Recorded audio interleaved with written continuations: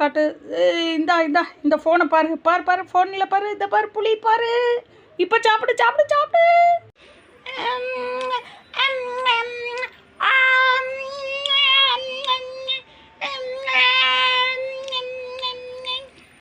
ஏய், சாப்பிடும்போது அதுக்கு ஃபோனை கொடுத்து பழக்காத.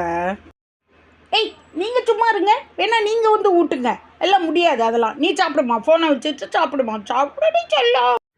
10 வருடங்களுக்கு பிறகு அதே மகன் தன் தாயிடம், மம்மி சாப்பாடு போடு, போடு சாதம் சாப்பிடணும், சீக்கிரம் போடு. ஏய், ஒழுங்காக சாப்பிட்றதுக்கு தட்டை பார்த்து சாப்பிடு. அதெல்லாம் கிடையாது. நீ ஃபோனை எடுத்தேன்னா நான் சாப்பாடு போட முடியாது. என்ன விளையாடுறியா? உன் இஷ்டத்துக்கு இந்த வீடா? உன் புருஷன் வேணா உன் சொன்ன பேச்சை கேட்கலாமா இருக்கணும். நீ என்ன பண்ணின? சின்ன வயசுலேருந்து எனக்கு சாப்பிடணும் வேணும்னாக்க கையில் மொபைல் கொடுத்து சமைத்து சாப்பிடுன்னு. இப்போ நான் கேட்டேன்னா முடியாதுங்கிற. உன் இஷ்டத்துக்கு வீடு இல்லை. போட எனக்கு ஒழுங்கா. நான் ஃபோனை தான் பார்த்துட்டு சாப்பிடுவேன். சபாஷ்டா மவனே, நான் கேட்க வேண்டிய கேள்வியில் நீ தான் கேட்குற. எனக்கு தாடி தான் வளர்ந்துருக்கு, உனக்கு மூளை வளர்ந்துருச்சு.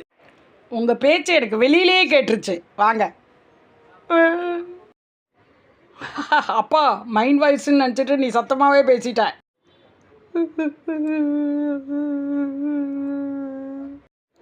இவ்வளோ வருஷமாக குழந்தைன்னு என்னை காட்டி அப்பாவை பயமுத்திட்டு இருந்த. ஈரு உன்னை நான் எங்கே வைக்கணுமோ அங்கே வைக்கிறேன் பாரு. அப்பாவோட சேர்ந்துட்டு. டே என்ன ஏண்டா சிக்கலில் வைக்கிறாடே? இத்தனை நாளாக ஒன்றை இவ்வளோ வருஷங்களாக அட்டக்கினால, இனிமேல் என்ன அட்டக்கட்டும். வாய் திறக்கிறாளா பாரு.